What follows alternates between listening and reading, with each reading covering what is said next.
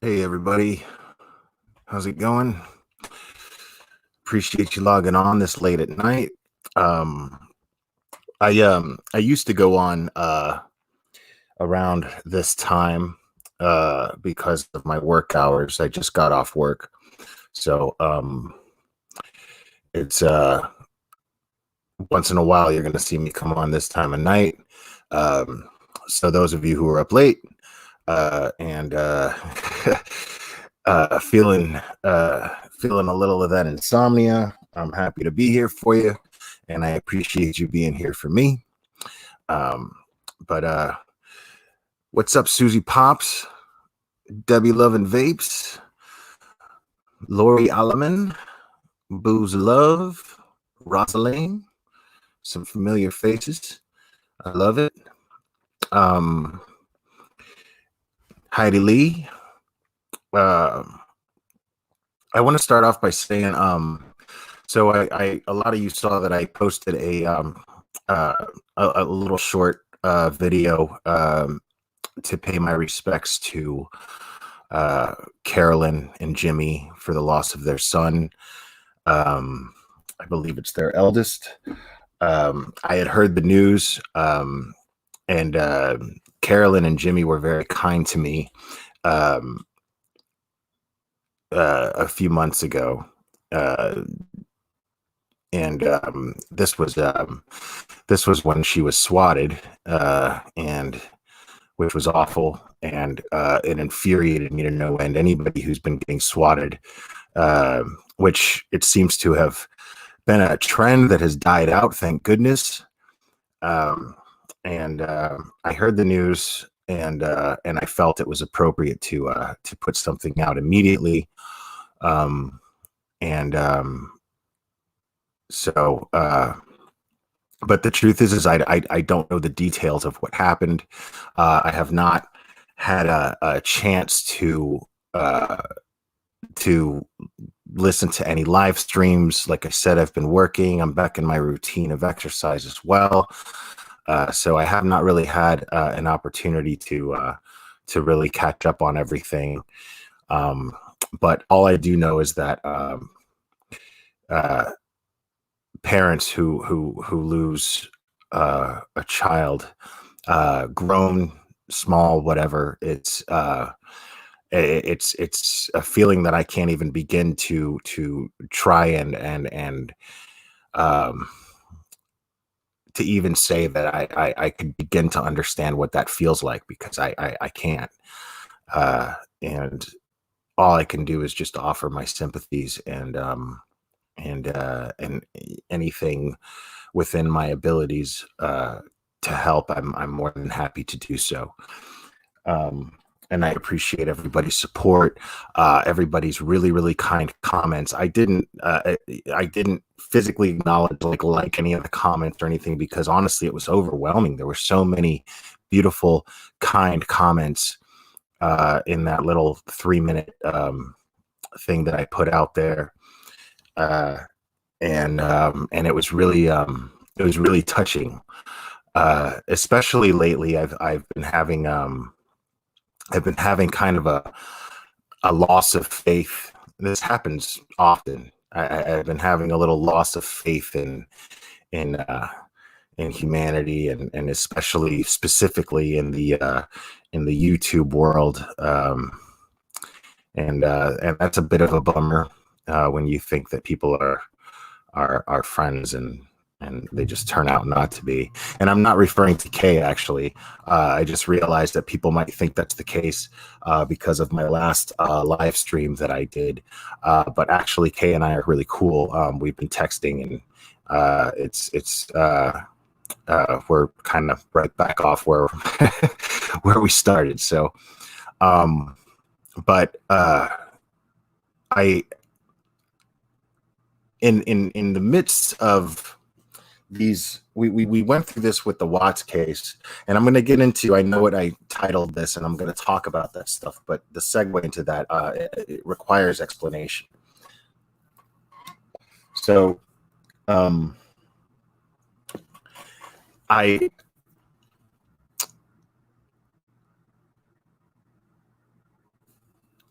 this case, the Gannon stock case, it's becoming very, very reminiscent to me of the Watts case. And the reason why I say that it's very reminiscent to me of the Watts case is because it seems to be bringing out the worst in people, including myself. I'm finding myself feeling a lot of resentment for others, a lot of I wouldn't say hatred, but definitely resentment, contempt, and disgust in other people's behavior, and and it's bringing out that part of me a little bit as a reaction to that. But I want to catch that before it gets ugly. Um, and I'm very capable of getting ugly, just like anybody else. I'm not trying to say that I'm not. Um, but I also, it's very, very important to me that I don't lose sight of what I started this channel for. And I want to focus on those things as well. And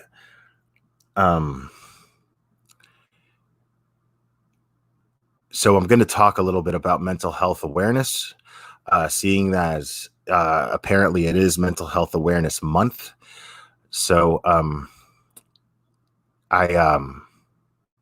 going to discuss my feelings on that a little bit. And as you know, when I come on here, I kind of have an idea of what I'm going to talk about, but I really don't know what I'm going to say.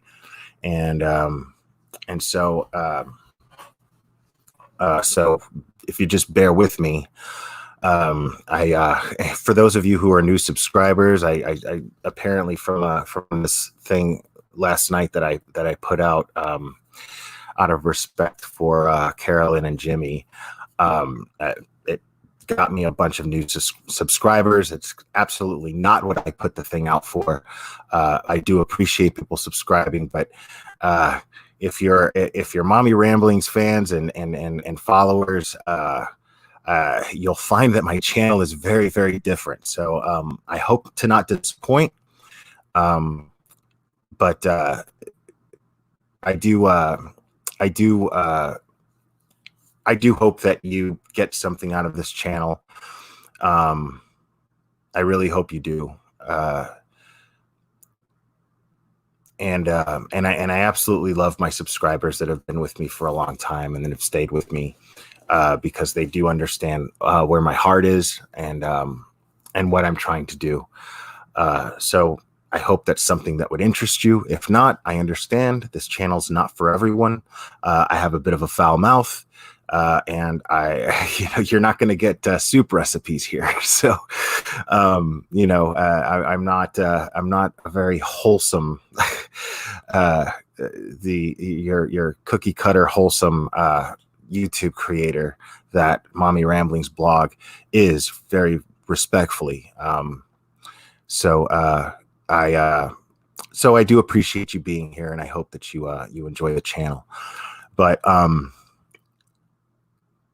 moving forward, I found myself just feeling really, really, finding myself in a perpetual feeling of where man, I get going, man. I get on this kick where I think things are wrong and I have to speak up about them. And then I get really borderline obsessive about it. And that's irrational.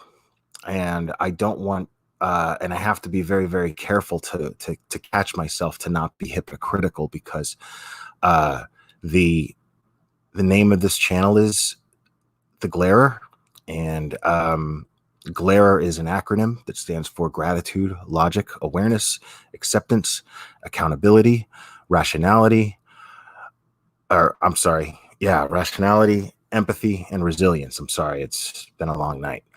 And so I try to apply these things, and I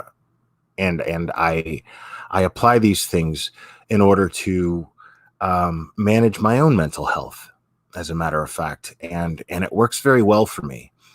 Uh, and and I have this channel mainly so that I can try to uh, so that I can express how it works for me, and hopefully it inspires other people, and they get something out of it, and maybe they can relate. So I and I'm going to interact with chat uh, a little bit more tonight because again, I don't have anything in particular to say. I definitely want to talk about this because I think that it's something that we can all relate to some degree. If it's not us ourselves as an individual, it's a loved one, and so this is something that I think really needs to be addressed, especially in these times right now. This is something that's not being talked about enough, in my personal opinion. I don't think that it's being considered, and it's not being talked about in the mainstream media as far as the effects. People are talking about what the effects are of COVID-19, but what they're not talking about are the effects of the quarantine that it could have.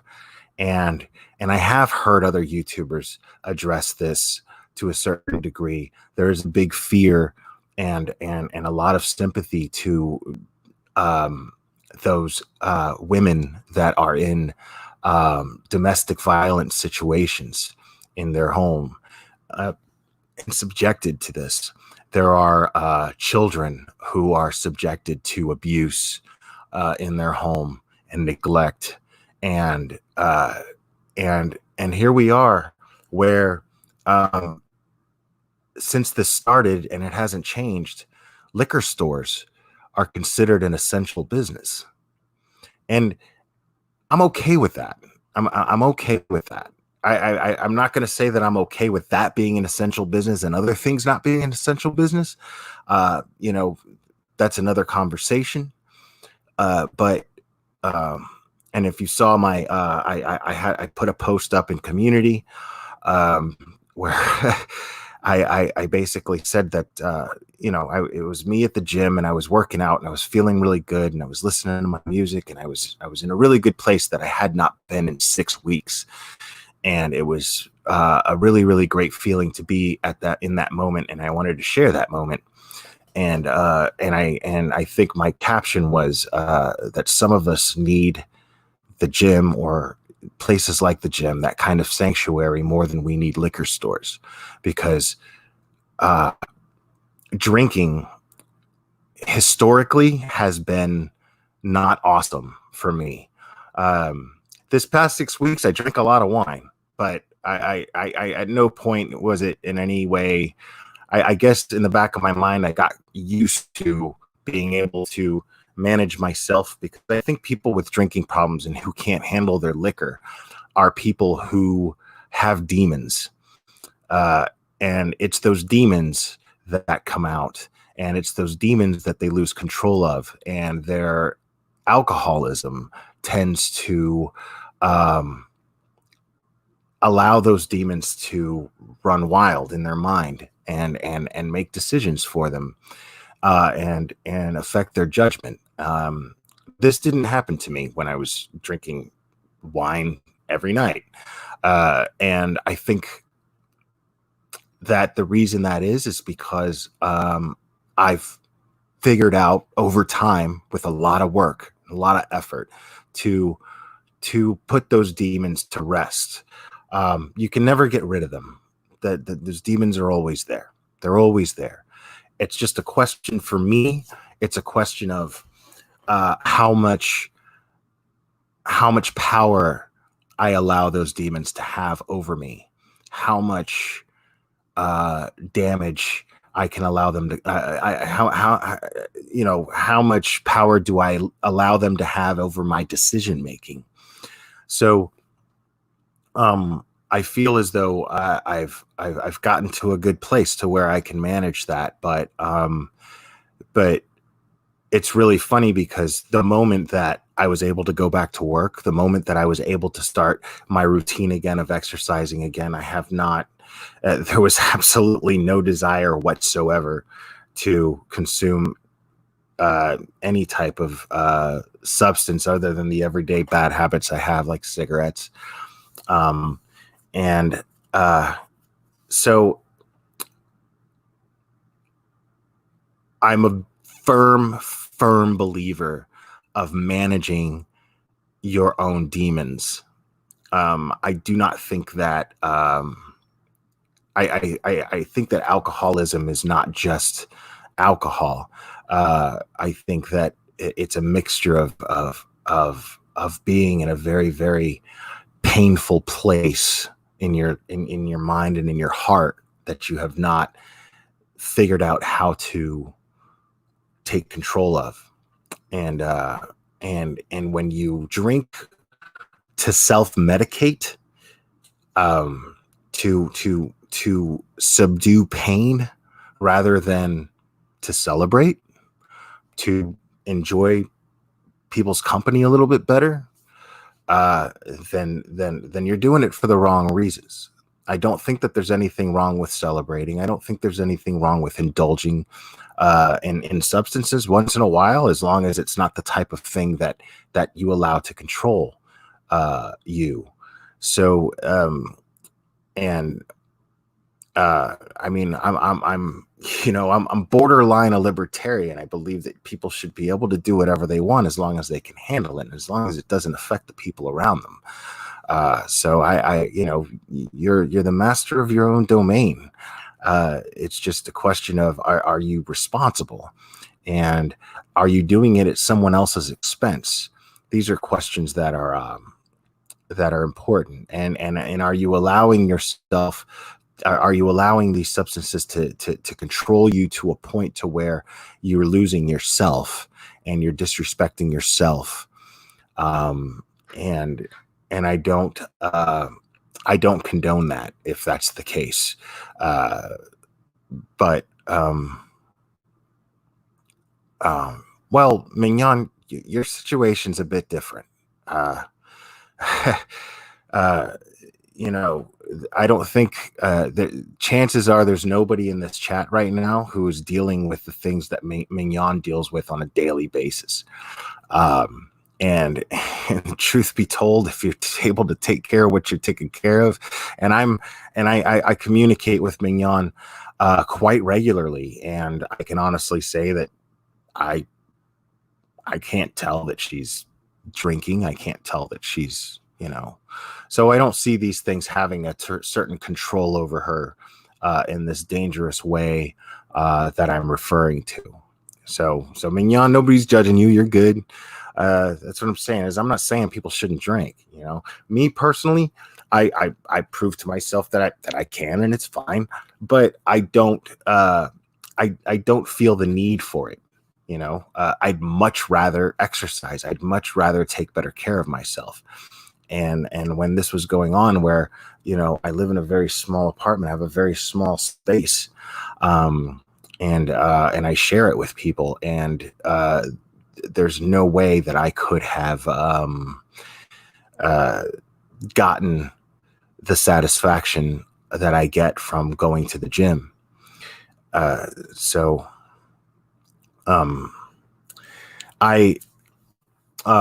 Before I continue, also, before I forget, I know the last live that I did, if you listen, there's sound that comes in and out. If that's happening right now, I do apologize. The Wi-Fi is an issue due to the quarantines. I think there's an overuse of the Wi-Fi happening. It's happening a lot. But I did order a Ethernet cable so I can plug right into the router. So when that gets here, hopefully that will be fine. So anybody who's listening to this on the replay, if I'm coming in and out like I did on the last live, I do apologize. It's a little bit beyond my control at the moment, but I am working on it. And also, before I forget, and continue. I have some really, really exciting things coming up. Uh, Very, very interesting things are about to happen on this channel. And I don't want to go into it right now because the truth is I don't have a plan. I have an outline of a plan. I have the means to execute something that I didn't think would happen, and I am going to. I just haven't figured out exactly. I haven't created a plan on how I'm going to execute this just yet, but I have the means to do it, which I never thought would happen. So I plan on absolutely utilizing those means to the best of my ability. So these things are going to be things coming up in the next month are going to be pretty interesting. Um, but yeah, so you know, um, one of the things in the glare is awareness. It's a really, really important one. I think it's the first step to making positive changes in your life. For me, at least, it was. And being self-aware is a huge, huge deal, and it's one of the hardest things to do because what happens to us generally, it happens a lot, is we tend to we tend to um, kind of convince ourselves that we're a certain way when we're not, and when we're very different from that, actually. When we tend to do things that are not um, good, when we tend to do things that are wrong, we have this natural way of justifying these actions in our mind so that we don't suffer with guilt. We don't beat ourselves up. Um, and that's a very, very interesting thing because we all tend to do this. So it's a very, very difficult process. At least it was for me to practice self-awareness, to get in the habit of being self-aware, and self-awareness. Um, Achieving self-awareness for me was um, it meant asking myself difficult questions, and it meant training myself to be honest with myself as best as I could. It meant listening to other people. It meant listening to criticism from other people about my behavior and my personality, and really asking myself, if I saw somebody else behaving this way, what would I think? What would I do? Because we're all, if you really think about it, we're the god of our own world. We are in control of everything around us. We are in control of anything that we're involved in. We have a certain level of control over these things, and it's this type of reality. What it can do to each individual is feed the ego, which can be very damaging. So becoming self-aware, staying humble, these are very, very, it's a difficult balance to maintain. It's a difficult balance to achieve, and it's even more difficult to maintain it. Um, well, I don't know. Maybe getting there is probably the hardest part. And once you get there, it's the real stuff. It's time to start making decisions. It's time to start uh, you know, uh it's time to start really checking yourself and making really difficult observations about yourself. And I I had a lot of trouble with that. I still have trouble with it. I struggle with it. I struggle with it every day. The truth is, it doesn't really get easy. It just, you kind of get used to doing it, is what it is. You get in the habit of it. Um, and it's really hurtful because this is another thing. This is what happens to me is it also makes me kind of naive. You know, it, it, wisdom comes with it. but having this naiveness where you start to kind of feel like um you just kind of naturally assume that other people are thinking the same way, and you expect the same from other people, and when they don't deliver, it's heartbreaking and it's disappointing. And that's happened to me with a few people in the last couple of months, in the last week, and it's a hurtful thing. It's very hurtful.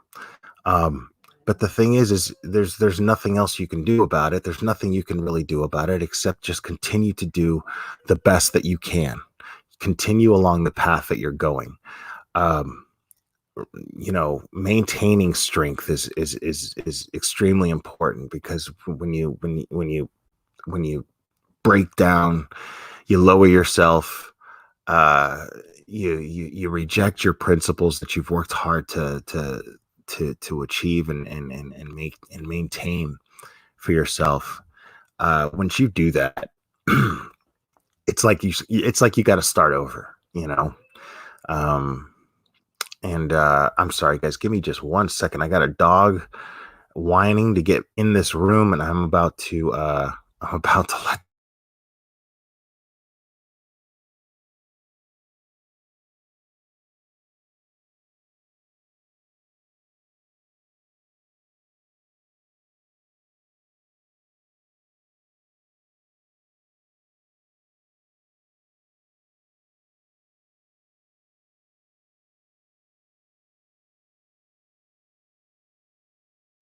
Okay, I'm sorry about that, guys. Thank you for your patience.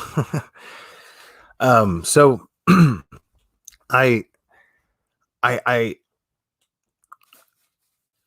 I realize that it's not it's difficult. I realize that I get really disappointed because I expect certain things from people. I expect people to do the same things that I'm doing. I expect people to hold the same standards for themselves that I have, and it's a very naive thing to expect from people. It's extremely naive, as a matter of fact. Um, but but that's where acceptance comes in, and I have to learn to accept that this is the way things are. It never gets any easier. It's just like having a death in the family. When you have someone who you're close to who dies, uh, and it's happened again and again, it never gets easier. Um, it never gets easier. And it's not to that degree, because there's still hope for these people that you're close to who tend to disappoint you. Um, but that's where empathy comes in, because to in order to manage that for me, it's vital to try to have empathy for them. Um, it's absolutely vital for me to try to have empathy for them, and try to put myself in their shoes, and just bring down that ego part where I'm just like, well, I'm doing it. Why don't they? If I can do it, why don't they? Why is it so unreasonable for me to expect the same out of them, that I try to do? I'm not asking anybody to be perfect, blah, blah, blah. I'm not perfect. I'm just doing the best I can. Why is it so unreasonable to ask somebody to do the best that they can? And I struggle with that all the time, you know? And I think we all do, really. In our own minds, we probably have the same attitude. And I think decent, good people have a method. My method is the glare.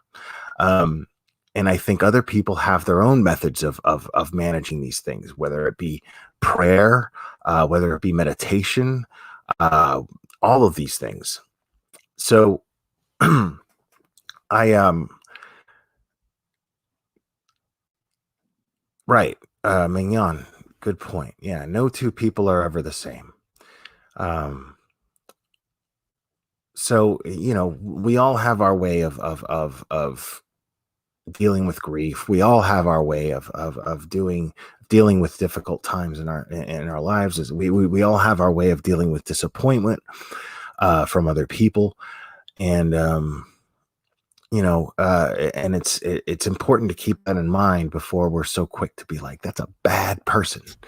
you know it's real easy to do that. It's real easy, but it's very dismissive, to just look at somebody and go, fuck them, they're, that's an asshole. And some people are lost. Some people are just, you could look at them and you could just be like, that person's never going to change. It's just their nature. But at the same time, at some point, there was a point in my life where people could have said the same thing about me. People, I've done some really shitty things. Um, and I'm not really, I'm definitely not proud of it. Um, so, we have these difficult times, that, we all have these struggles that we deal with all the time. There's times where things are going nice and easy for months, and then one day everything's going wrong and you have no explanation for it. And then you start to think, man, why does the world hate me? Why does God hate me? Right. And, that right there, man, that's a recipe for disaster, because nothing's going to change with that attitude. That for me, that's when I go, wait a minute, Will, you got more control over your life than this. Chances are, these things, you could have done things better, back then. This wouldn't even be happening had you made a better decision prior. And that's just the truth. That's the case most of the time. So, it's real important, for me, to really try to take accountability, even when it's easy to blame somebody else for something. There's usually a part of that situation that makes it easy to figure out. Well, I mean, because the thing is, it's a difficult thing to explain. Let me try to explain it like this. So you have a situation where something goes wrong, somebody else is involved. Technically, they're at fault. They did something wrong, but you could still look at that. If you're involved and it affected you in some way, you could still look at that as far as, you could have had better judgment in that situation. Maybe not immediately, maybe not directly, but leading up to that situation, you probably could have made a better decision that could have avoided that. So I find it an interesting and helpful exercise for myself to try to pinpoint that and see what I can do, as far as that goes, and then try not to make the same mistake next time, or try to apply that knowledge into making a better decision next time. And that's almost a foolproof, method for me, to make better decisions. I'm gonna go over chat here a little bit, guys. Um, Yeah, Booze Love is saying I am my worst enemy. Hey, the truth is I think most people are. I think that's the case with most people. The question is, are you brave enough to admit that?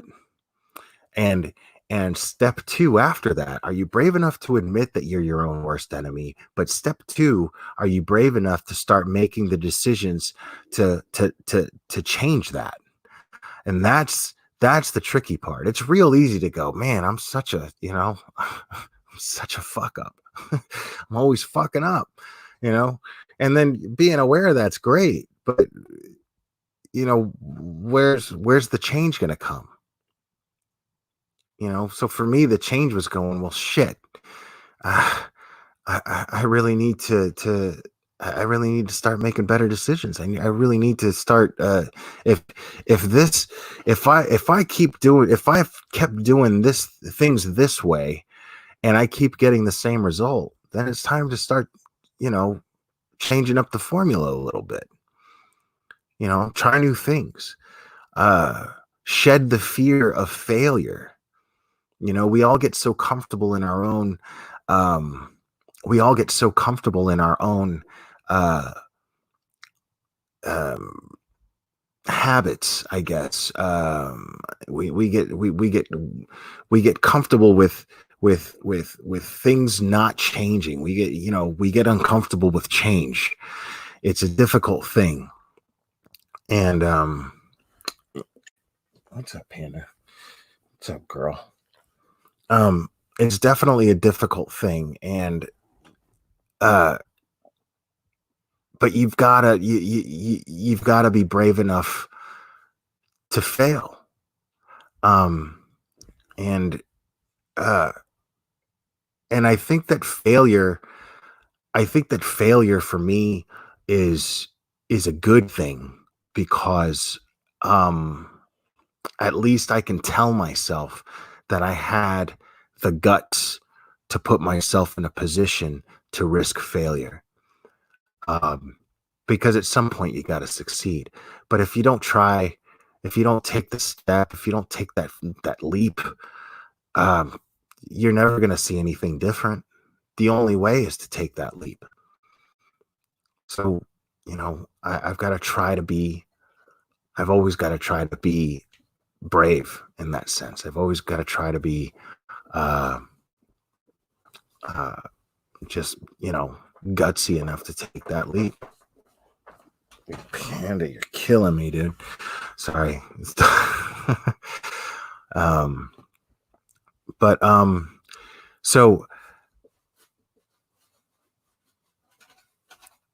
my contribution to mental health awareness is just to try to share with you the exercises that I try to be in the habit of.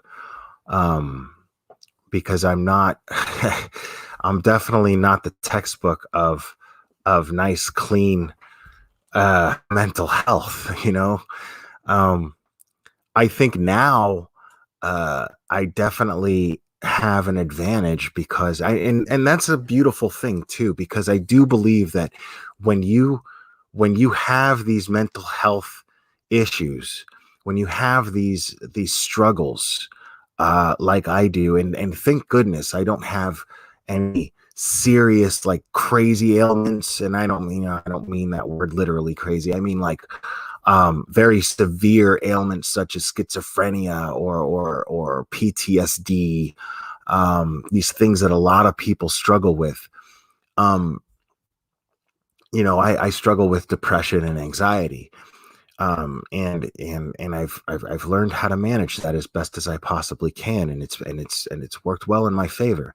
Uh, but you know, it's it's a difficult, very, very, very, very difficult thing, um, to come to terms with your ailments, because people feel automatically inferior to others. um they're afraid to face it. uh and I it's funny, I don't talk about this stuff with people in my everyday life. I come on here in the most public possible way and I discuss these things that I struggle with, but I don't discuss it with my friends outside of here. I don't discuss it with my coworkers. um but ironically, this seems to be the appropriate place to do so. um but what I was getting at before was, it's it's almost an advantage. It's almost an advantage to have these struggles and be completely and totally scattered, and not have any control over your behavior, um and in your decision making, to taking these steps, or whatever steps you set for yourself, that work for you, to manage these things and get yourself calibrated, to get these things just situated in the right spots in your head. And that is strength, man. That is pure strength to me. And you know in my opinion, I like to use the metaphor that, people say, oh, I'm damaged, and I'm always going to be damaged. Well, you could look at it that way. You could look at these things as scars, right? But uh physically, a scar, Scar tissue on your skin is actually tougher than your original skin. It's your body's natural way of healing itself, but not just healing itself, but keeping that area secure so nothing happens to it again. And that's not to say it's impenetrable. That's not what I'm saying, but it's definitely much more difficult to penetrate. It's definitely much more difficult to damage. Is it cosmetically inconvenient? Sure. But that area where you were cut, it's healed, and it's healed up stronger than your original skin. And to me, that's a very, very positive way of looking at that. So if you can get past the cosmetic part of it, and look at the deep rooted truth of it, which is you're tougher now. You can use that. You can use that, and it can make you better, and it can make you, it can help you, it can help protect you on your journey moving forward to being the best possible person that you can be for yourself and for your immediate environment.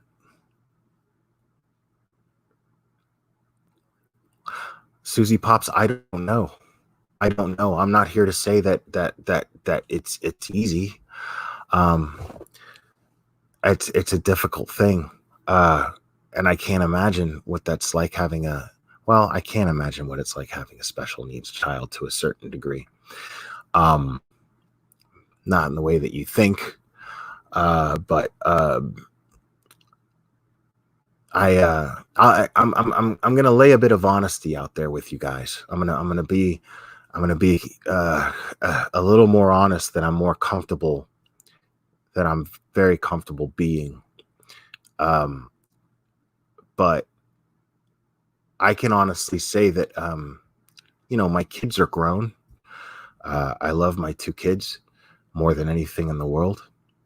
But I failed them. That's a hard truth to have to admit. I failed my children. I was a wild kid, and I allowed that to pour over into my adulthood, and all I did was make excuses for myself. Was I around my kids? Was I good to them? Sure, but I did not set an example for them. I thought that the method of saying, "Hey, I made these mistakes and I'm trying to teach you not to," I thought that method of parenting would be effective. It's not. In theory, it is. In theory, it is, where I could sit there and I could look at my kid and go, "Hey, I just don't want you to be where I'm at. You have opportunities. I don't want you to make the same mistakes and the same bad decisions I made." Kids don't pay attention to that generally. Kids follow example. Kids go, "Oh, well, that's, it's just the way that is." And there's no escaping that.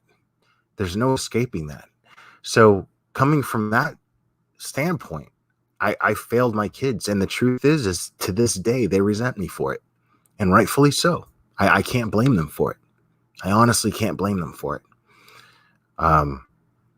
Because had I made better decisions growing up, I could have saved them from a lot of trouble. I could have saved them from a lot of, I could have, if I had made better decisions growing up, I could have gotten an education. I could have gotten a good high paying job. I could have had a great income, which would have allowed me resources to be able to help them in ways that I was not able to do so, and in ways that they absolutely needed.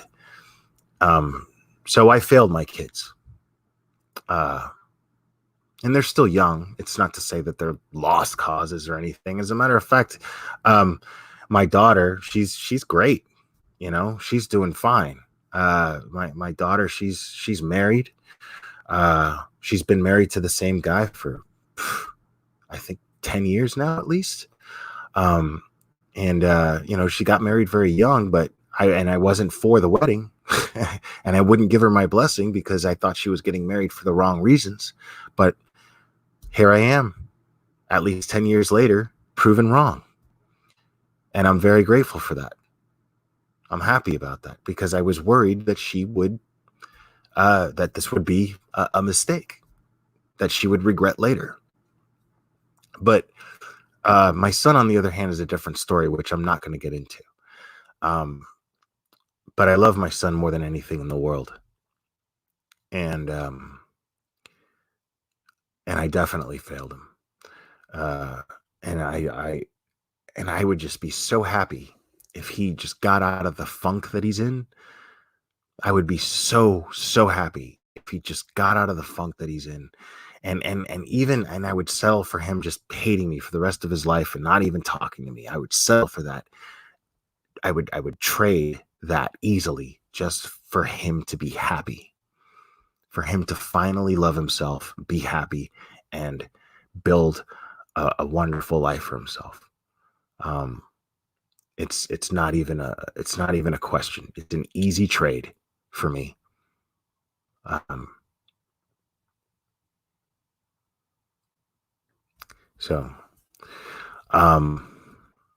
these are things that we all have things. I'm only stating these things as examples because we all have these things in our lives. I believe that are hard to face. These are hard things to take responsibility for. These are hard things to take accountability for. But they're taking accountability for these things are vital in order to move forward and self-improve. And I think that right now, the only thing that's within my control of what I can do for my son is do the best I can to be the kind of person that I should have been back then. So I do that every day. I try that. I try it every day. I'm always trying. And it's easy to lose sight of from time to time, I'm only human. It's easy to lose sight of. But mental health and having being in a healthy mental state when you're not takes a lot of work. It takes a lot of work. But guess what, man? You got to take that first step.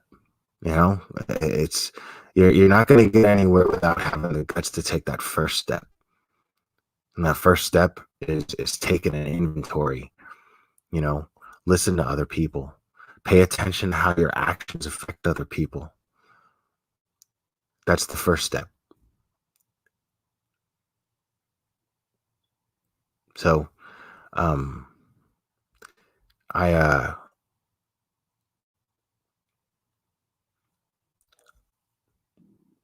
but once you do that, it makes kind of the other stuff a little easier to execute as well.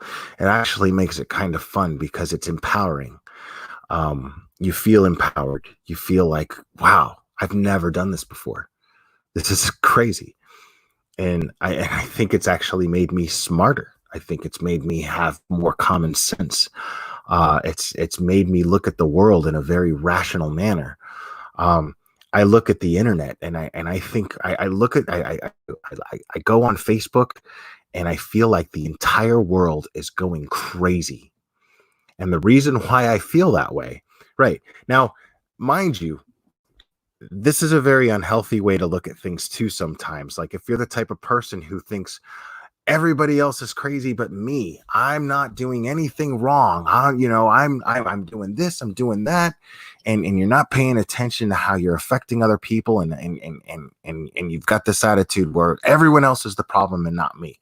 That's not what I'm talking about when I say that the world is going crazy.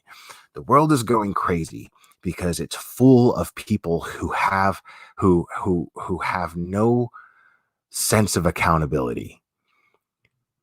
This is a very, very rare thing that people have a strong sense of accountability. And they have, instead of accountability, they have a sense of entitlement. They feel that they have earned something that they have not, or they feel that they should have something that they don't have to earn. And that's not life. The most important lesson that I've learned is you get nothing unless you earn it. And if by some chance you get it, you still got to earn it through gratitude. There's no other way around that. One way or the other, for it to have any value to you, you've got to have gratitude for it. It is inescapable.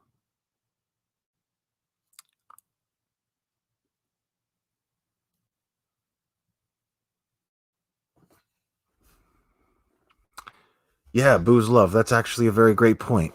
Um, yeah, there's always going to be hills and mountains, valleys in your path. Um, what I try to do when I have these obstacles, uh, I try to find, it's hard, man, but I try to find reasons to be grateful, even for the bad stuff in my life, for the challenges. I try to look at these things as challenges. I try to be grateful and see it as an opportunity to be to meet the challenge and overcome it. I get the opportunity to test myself and prove to myself, how badass can I be? And that is the best. That's the best exercise. When when I work out, it's not about having a better body. It's not about, uh, you know, being stronger than other people. It's not a competition in any way. It's a competition with myself. I like to set goals. I like to exercise. I like to use exercise as an exercise to meet personal goals. And it's great. It's great. Uh, it's the best thing I ever did. And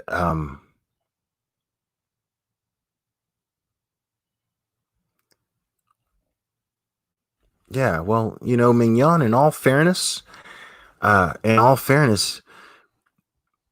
it's and this is not to downplay the struggles that you're going through, but the fact of the matter is you're dealing with things that most people aren't dealing with. And the truth be told, most people don't have the strength that you have in order to deal with these things. And uh so it's easier for you to say, man, why don't people? This kind of goes into what I was talking about earlier, because you have this standard for yourself. You kind of think, well, everybody else should have that. Why doesn't everybody else have that same standard? You know, it's they're coming from a different place. They're not struggling with with the same things that you're struggling with.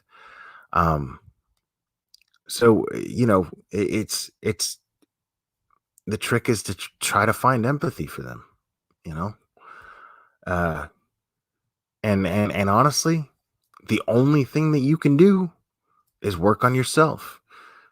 And how can my thing is I try to be a better person, and create my immediate environment, my immediate perimeter. I try to make it pleasant for whoever enters it. For me, that's extremely important. I try to make it pleasant for whoever else enters it. Um, and hopefully someone else will acknowledge that in their own mind and have gratitude for that, and then follow suit and do the same thing. Can you imagine if everyone did that? If every single person just worked on themselves individually instead of fucking worrying about what everybody else is doing, you know?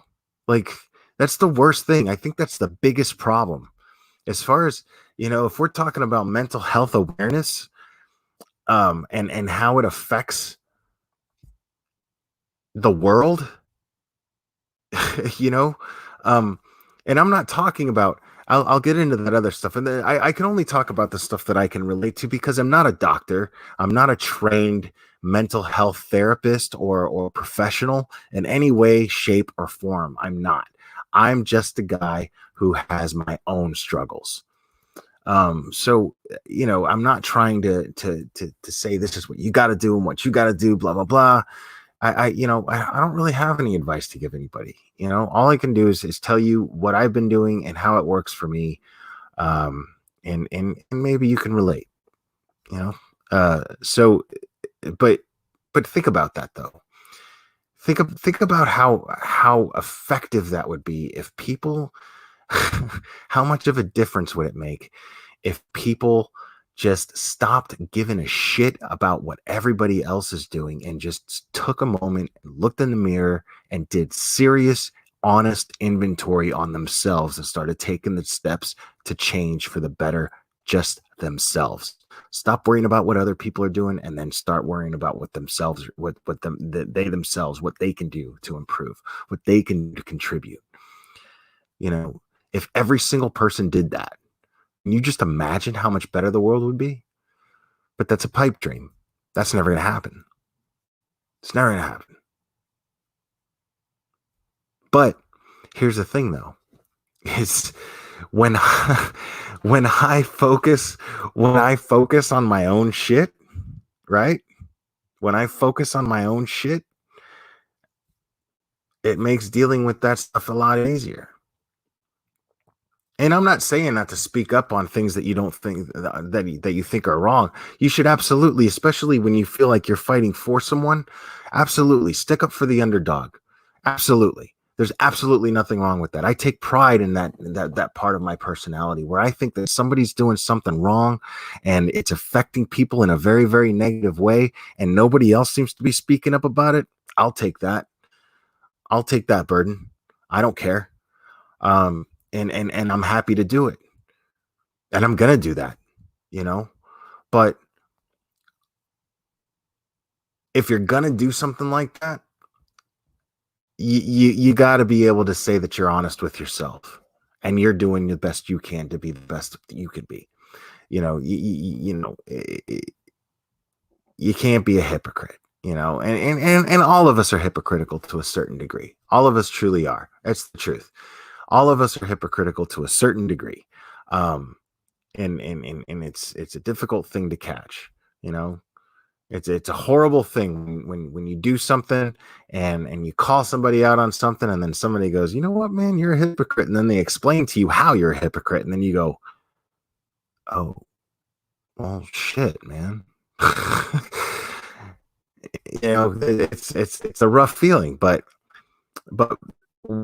it's a cool thing when you can actually honestly go, shit, you're right, and then start taking the steps to fix that. For me, it's a great feeling. I like being reminded that I'm human and that I'm going to make mistakes and then prove to myself that I have the ability to improve. I love that. I love being a human being. I love having flaws. I love it.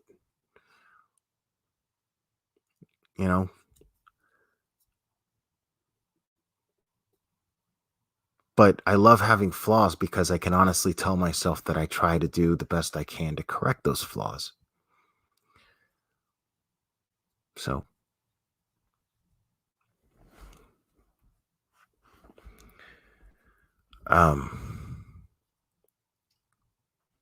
exactly, Rosalind. Yeah, exactly. Yeah, man. This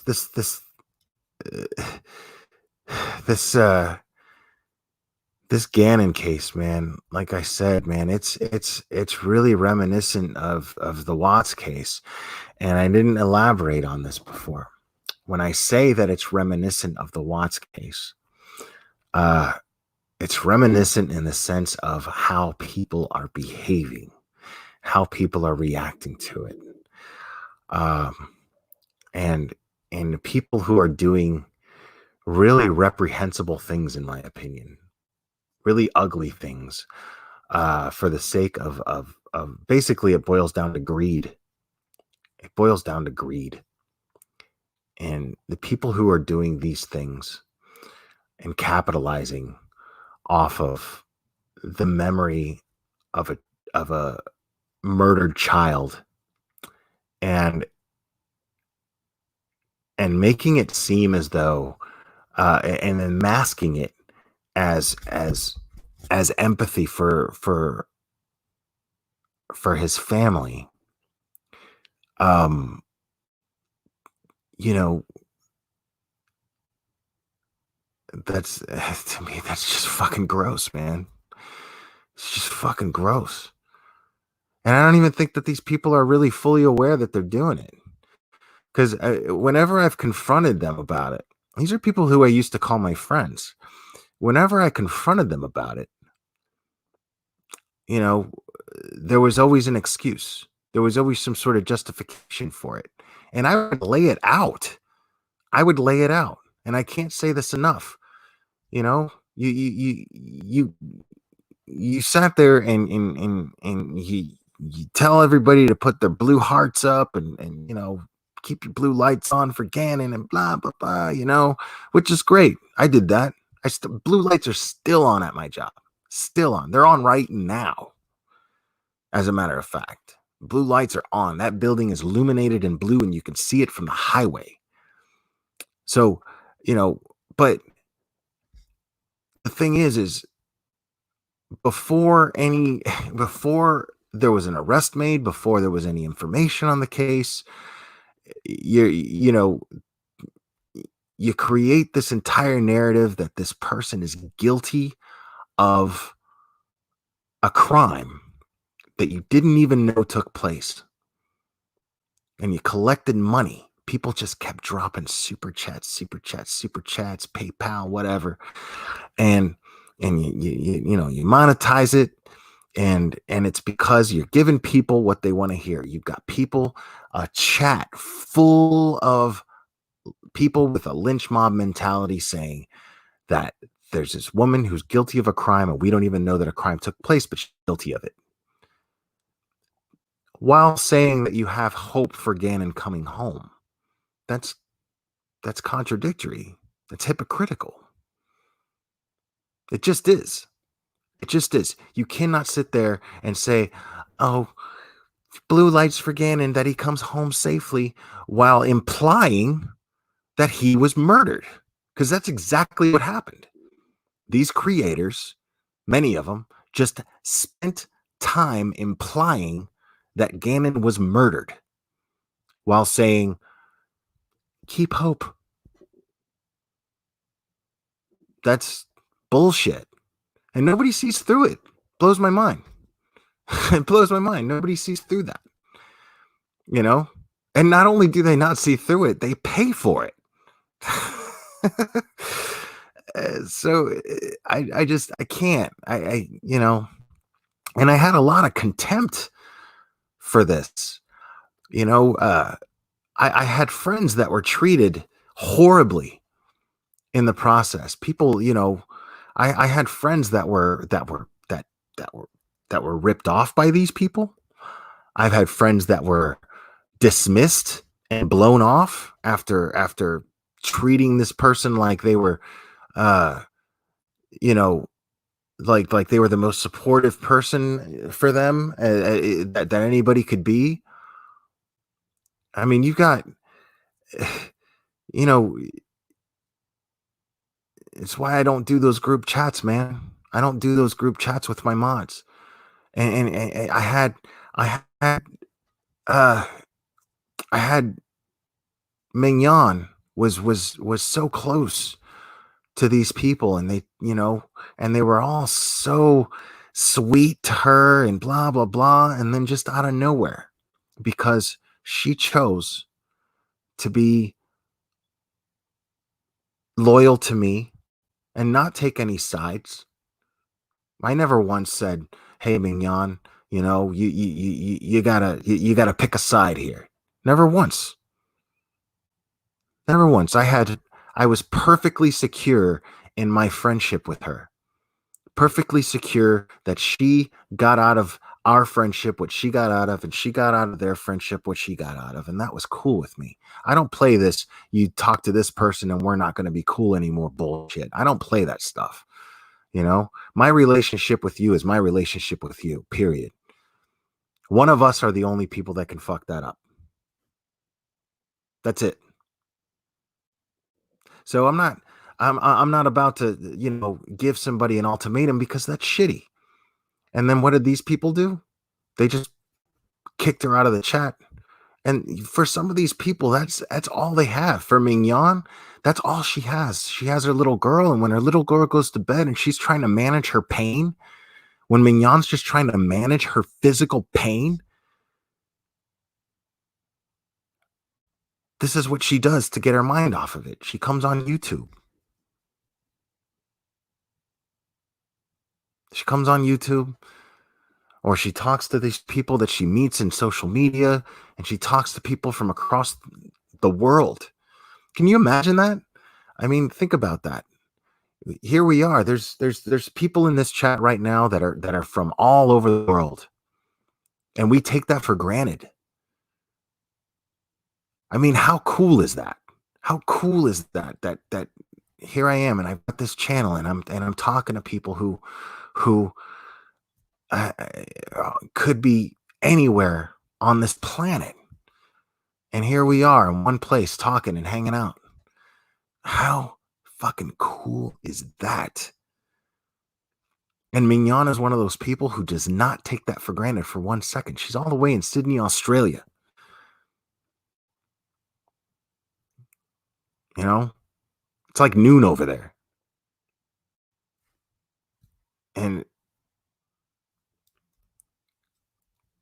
so the way she was treated just really, really made me mad, man. It made me so mad, because she really, really cared about this group of people.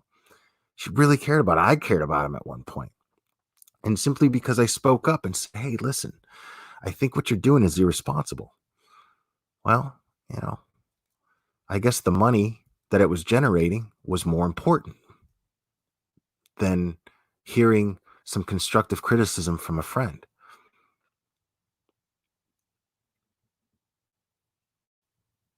Thank you, Marilyn. I really appreciate that.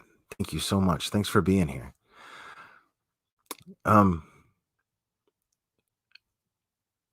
I've got, and here's the thing, man. I've got screenshots. I mean, I was so pissed about that I was gunning for these people, man. I was gunning. And I've collected so much evidence on these people for doing shady things. I've got screenshots from one of their ex-partners, proof that money was stolen from her. I've got screenshots from groups, from the stuff that goes on in their groups, on how they've been trying to collect information and their methods in collecting information on the case. And, and then I found myself in a very unique position to where I can just simply put out better content. So that's what I'm going to do. That's just what I'm going to do. And I'm in a very unique position to put out very, very effective content, and to do it in a very ethical manner, in a manner that I can look back on and be proud of. Doesn't matter how many views I get on it. Doesn't matter how many, ad revenue I get from it, from monetizing it. I don't care about any of that. But I have an opportunity. I have an opportunity to put out content that a feeble, greedy mind can't even begin to imagine how to do, how to execute. It just they can't. So that's going to be my big fuck you. is to basically just grind and work harder and set an example of how I think it should be done. And I've been blessed with the means to be able to do that recently. And I'm going to do that. So you're probably asking yourself, what does this have to do with mental health awareness? Well, that right there is an exercise in mental health for me. A very, very effective exercise in mental health for me. I can either focus myself on sitting there and trying to and trying to hurt someone and trying to stop them from doing what they're doing. I can do that. I can focus on that. Sure. And I wouldn't feel bad about it. I sure as shit wouldn't feel bad about it. But this entire time, I spent this entire time talking about what is the best thing for me. What makes me happy? Well, pushing myself makes me happy. Setting goals and meeting them makes me happy. Not stopping somebody else from their goals, no matter how shitty their methods are in meeting those goals, no matter what that is, it's better. It's better. It's more beneficial to me to simply go about achieving those same goals in the manner that I would approve of for myself. That's what I'm going to do. And it's going to make me feel great. Just thinking about doing it makes me feel great. You know? So.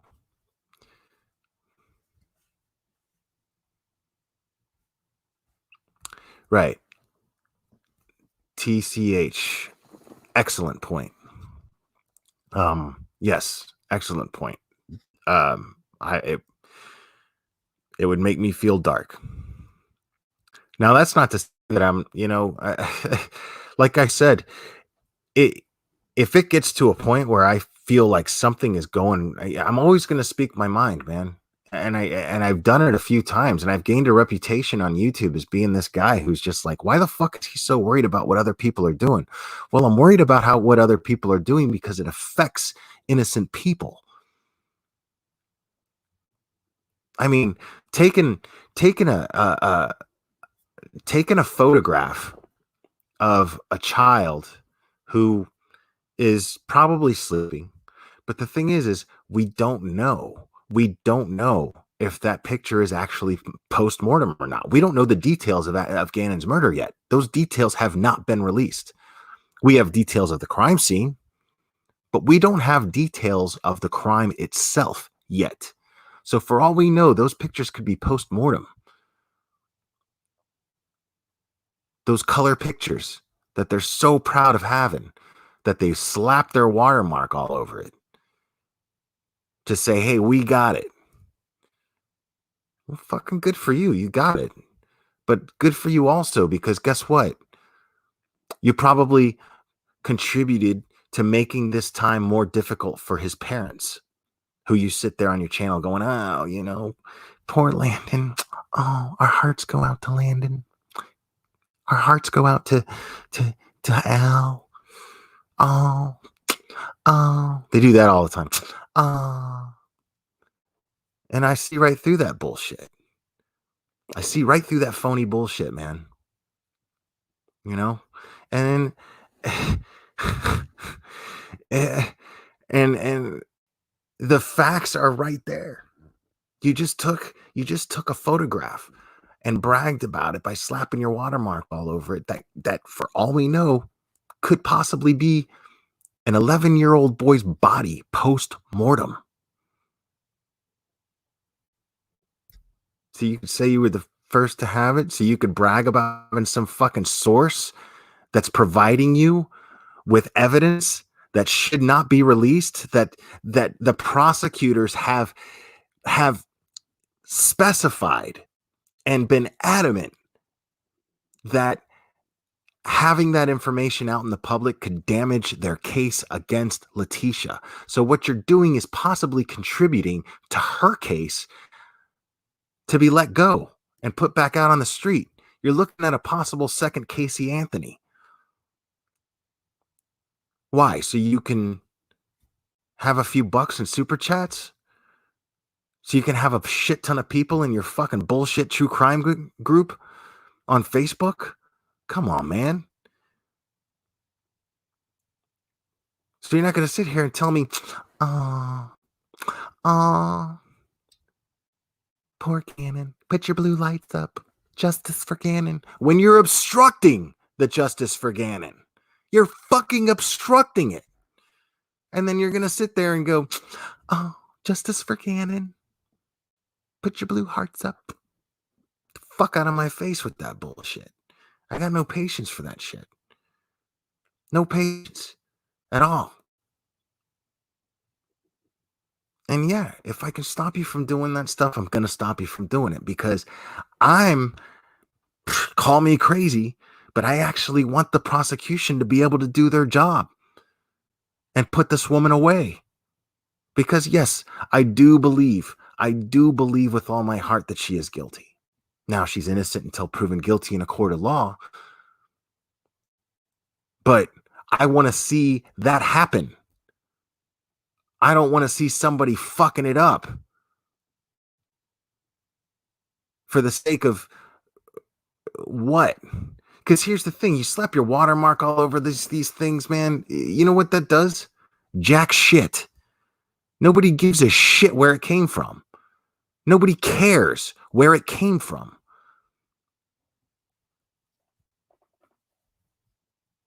Doesn't matter to anybody. All that matters is that it's there. And that they have something to talk about in a group. But guess what, guys? Here's a little tidbit of information. I have personally been in contact with Landon. Yeah. Landon's not happy. And Landon has been, as a matter of fact, I'll even quote her. I got permission to quote her actually from her. And I will look over this. And as you can see, this is, I don't know if you can read that, but yeah, that's Landon. So,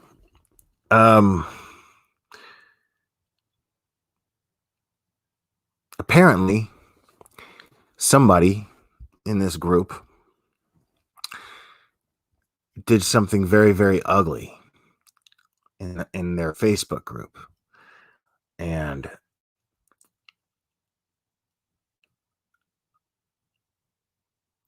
I offered her a chance to use my channel as a platform to basically explain how this kind of shit that goes on is damaging to the case.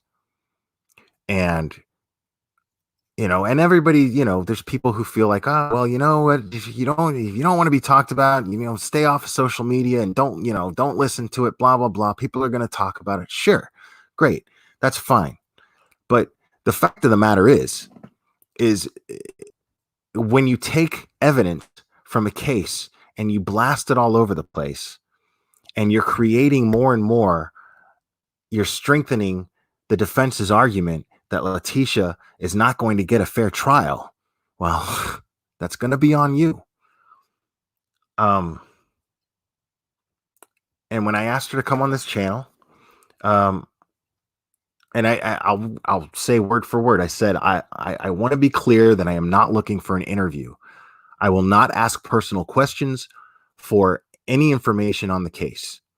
I simply want to provide you with a platform to speak out on the harassment that you've received. She responded, I would not mind, but I have been advised to talk to no one until after the case. Obviously. But she also went on to say, I have tons of plans when that is done. Promise you that. So thankful for your support. She also said that she doesn't pay it much attention and does not change anything. She's comfortable because she knows that she will have her chance after all of this, that these people are just looking for fame. She's absolutely right. That's as far as I'm going to quote her. Uh, but I can only imagine what she's going through right now. I can only imagine the type of vultures that are just pecking at her, that are just, you know, I can only imagine. And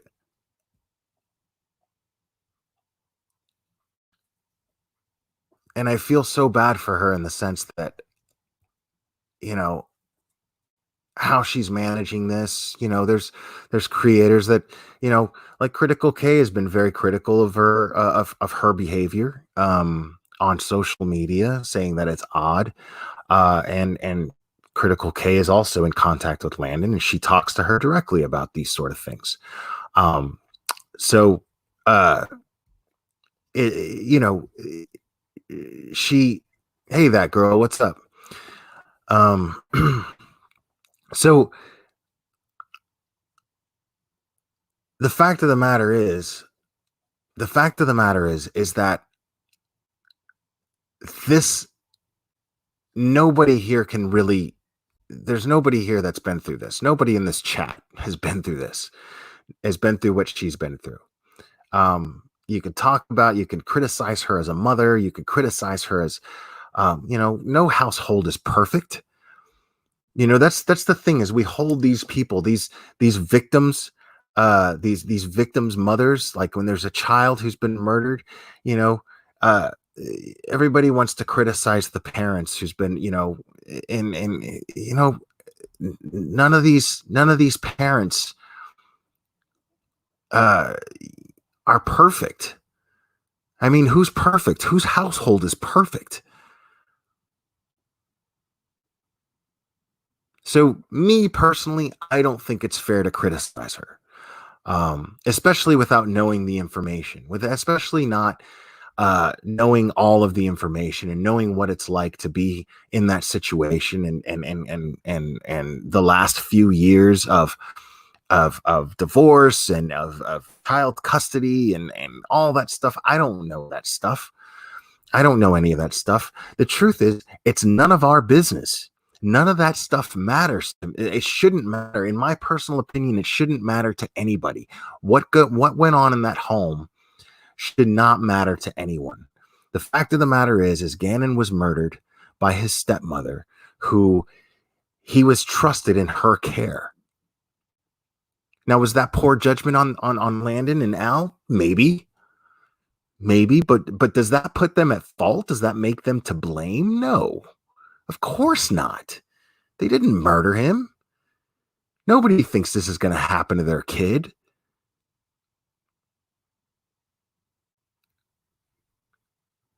And for everybody who's sitting there, judging this woman's behavior, and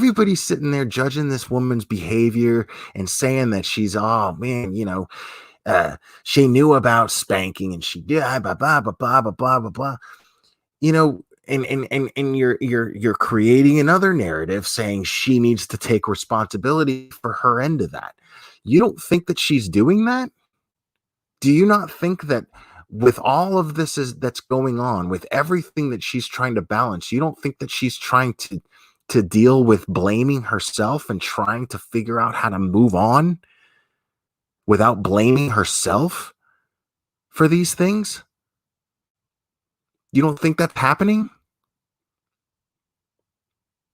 You think that you're somebody who's dropping some news and making her aware of something that she's already not struggling, that she's probably already struggling with? Come on, man.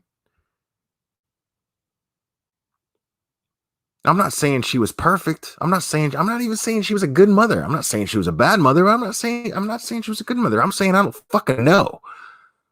I'm saying I don't know, and I'm saying all I do know is that her 11-year-old boy was murdered, and she's trying to process it.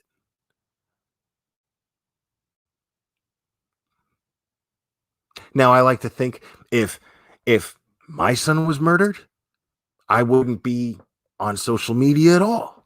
Me personally, but that's me. That's me. I'm saying I would be like, fuck, I need to disconnect and unplug from everything and the whole world. I'm not talking to fucking anybody. And I would let me one person know, hey, I'm okay, but I can't do this right now. You know, but that's me. It's crazy for me to expect other people to do exactly what I would do. Right?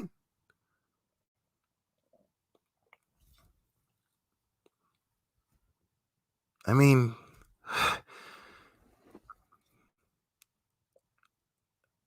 guys, you know, uh, yeah. So that's my gripe, man. That's my gripe, man. This thing has been this thing is bringing out the worst in people, dude. This happened with the Watts case, and it's happening with this case. It's bringing out the fucking worst in people, man. And nobody seems to give a shit. Nobody seems to take a second and go, how is this affecting the people that are actually affected by this case? Nobody's doing that.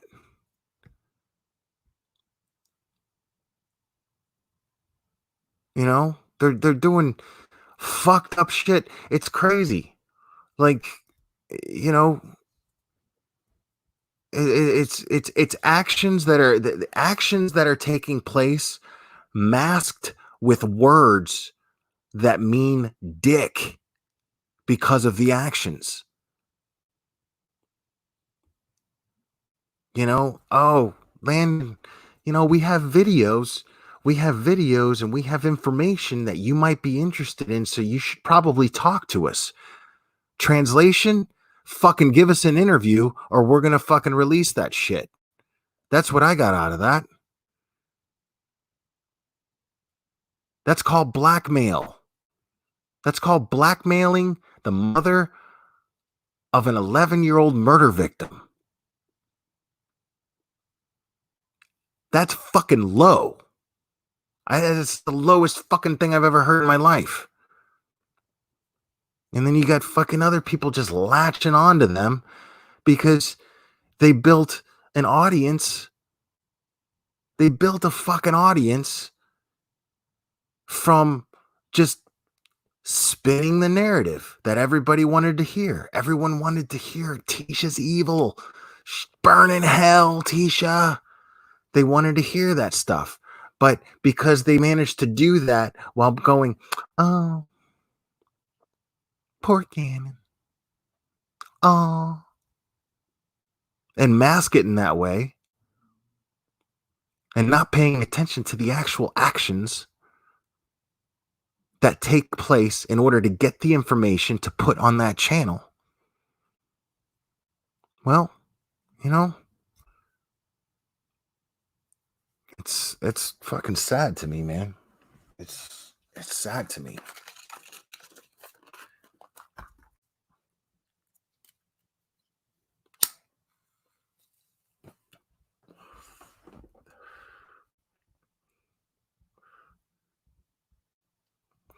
Well, TCH, she's not in contact with them. She showed up in their group once. This is what happened. I could share the screenshots and shit. If it gets to a point where I have to share the screenshots, I will. But I didn't plan on really talking about this tonight. But I mean, it's on my mind and it bugs me. But she's not in contact with them. She showed up in the group and she commented, and I believe her comment was oh man, I can't. It was something to the effect of, you know, why are you people doing this, and why can't you just let us grieve in peace? You know, something to that effect. And then everybody in the group was like, "Oh my God, Landon's here! Landon's in the group! Ooh, and she's talking in the group!" And then they all fucking bombarded her with shit. And that was the only thing she commented on, to my knowledge, anyway.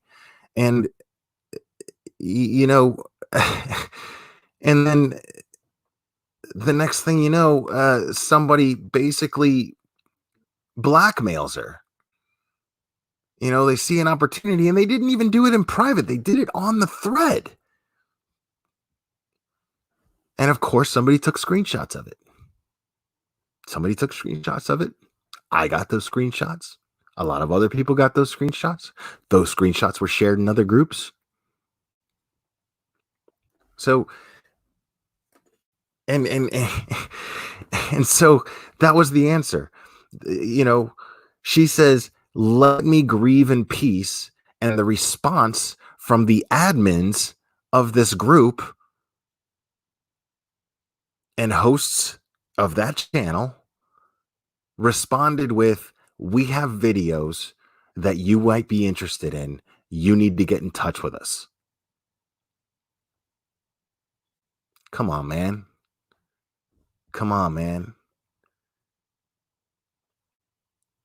Like,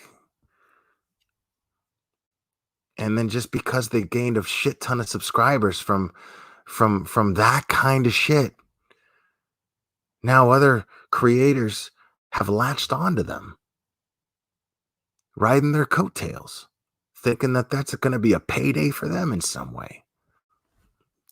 Man, I can't even fucking relate to that. I can't even relate to that.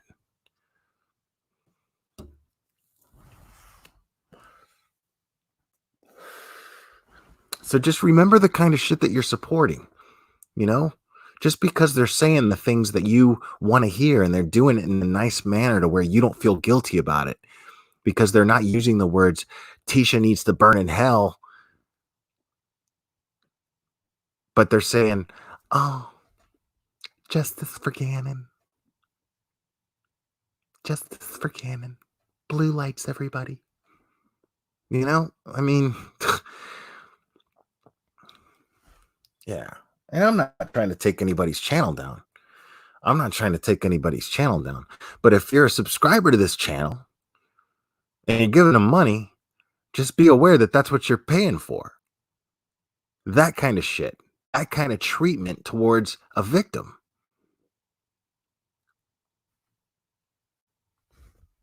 So yeah, I agree. People trying to take down channels, that is fucking ridiculous. That's not okay. I believe in everybody's freedom of speech. Say whatever you want. If you don't like what somebody's saying, well, move along, sure. But it's not what they're saying that bothers me. It's what they're doing that bothers me. They're inadvertently endangering the prosecution's case against Letitia. They're behaving completely and totally recklessly. It's the same thing Critical K addressed in her last live.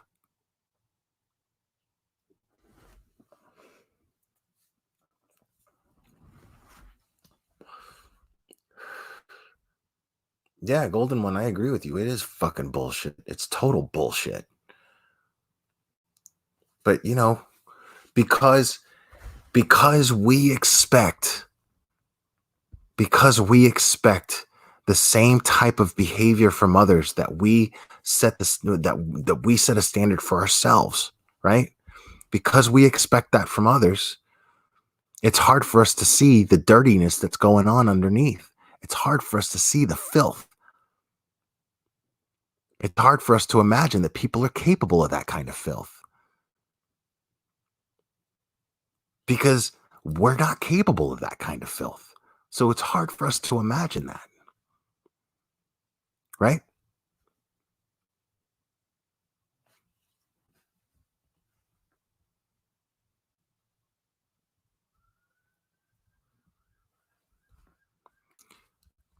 Yeah, no.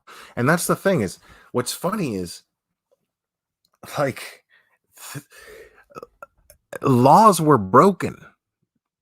In order to get those color photos of Gannon, laws were broken.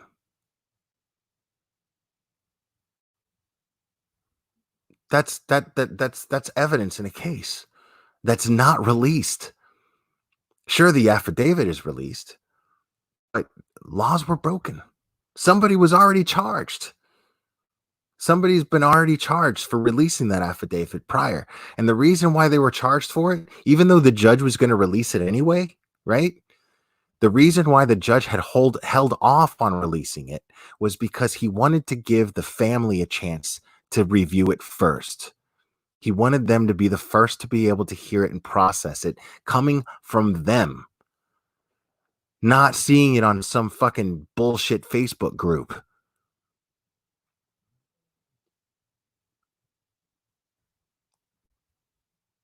No, Golden One, they don't.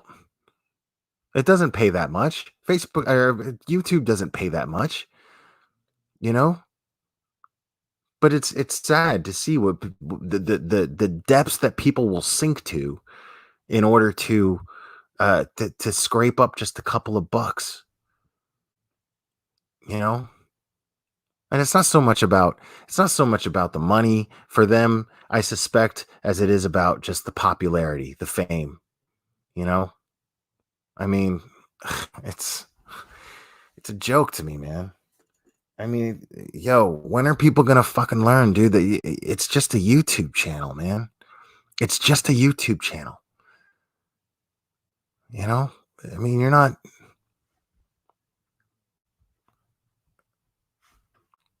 it's you're just a YouTuber at the end of the day. I'm just a YouTuber. You know, that's why I really don't give a shit about what I say on here.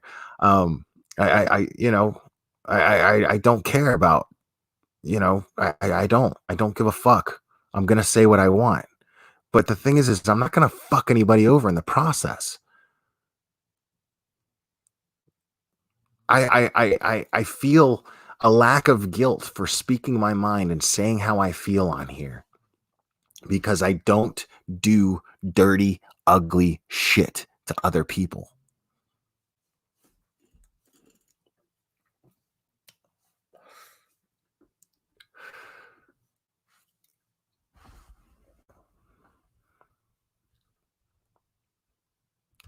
Yeah, and I agree, TCH.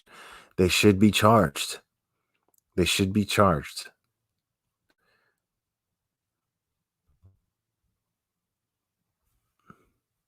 Oh, I don't feel guilty at all, man. I don't feel guilty at all, Golden One. I feel as though like I said, when I address things like this, it's coming from a place of speaking for someone who has been advised to keep quiet and not speak herself. You know, so I mean, that's the thing. You know, I understand. I understand that people are going to talk about her. She's a point of interest. You know, people are going to talk about her. People are going to dissect their life. That's just it's sad, but it happens. It's just the way these things work out. I'm a realist. I understand that that's going to take place. I think it sucks, but it's going to happen and it's going to take place. But what really irks me and what really bothers me is when people try to exploit that person directly, not taking into any consideration how their actions are affecting them directly. So and here they are advised to just take it and just keep quiet, not say a word. So I feel obligated to speak up and say something about it. I have a platform to do that. I think it's borderline irresponsible not to.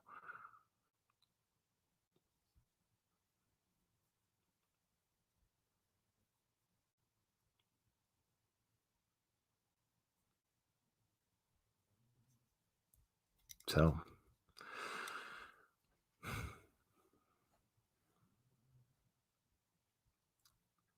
let's see. I left Facebook over the drama. I have a few channels that I am part of, but they will kick you out for drama and gossip. Sure. I mean, I'll kick you out of here for drama and gossip. Honestly, this isn't about drama and gossip. I could sit there and I can go into all the personal shit involving me and that other channel, but you know, I'm just not going to do that. You know, Uh, and and what's funny is the personal stuff that happened came from me speaking up about this stuff. They got mad because I spoke up about it. And I've got a bad reputation for doing that. But I know why I do it. I'm okay with it. I'm going to fucking keep doing it. You know, I don't give a shit. I do not mind flying solo up here, man. I don't mind that at all.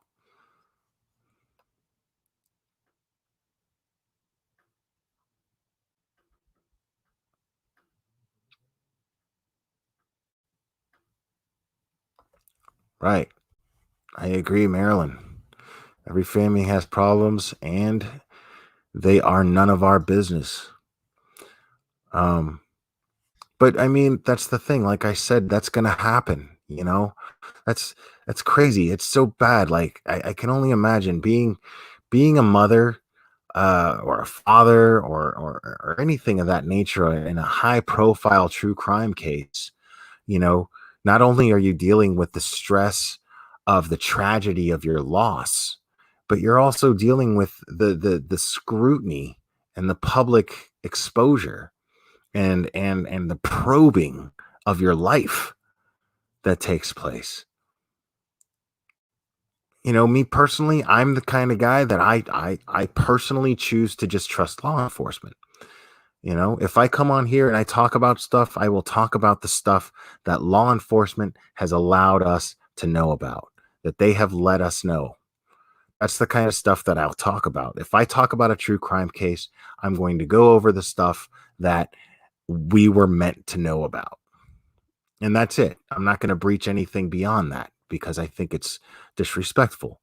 I happen to realize and keep in mind and keep the habit of keeping in mind that these are real people that were affected by a horrible, horrible act.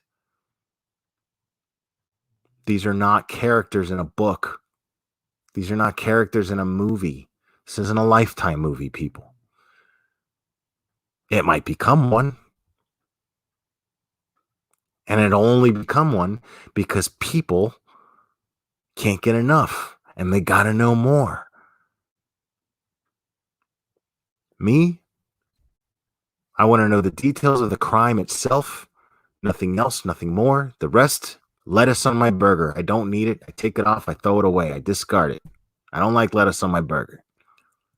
Just give me the meat and the bread, and I'm good. Maybe some cheese. But I don't like unnecessary information that's going to cloud me from having a sound ability to speculate on facts, not rumors, not opinions. I want to speculate merely on facts.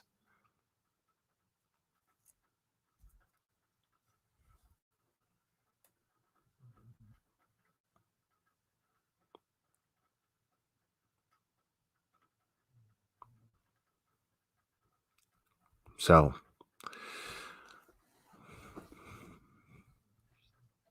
anyway, guys, I think I'm going to go ahead and call it a night.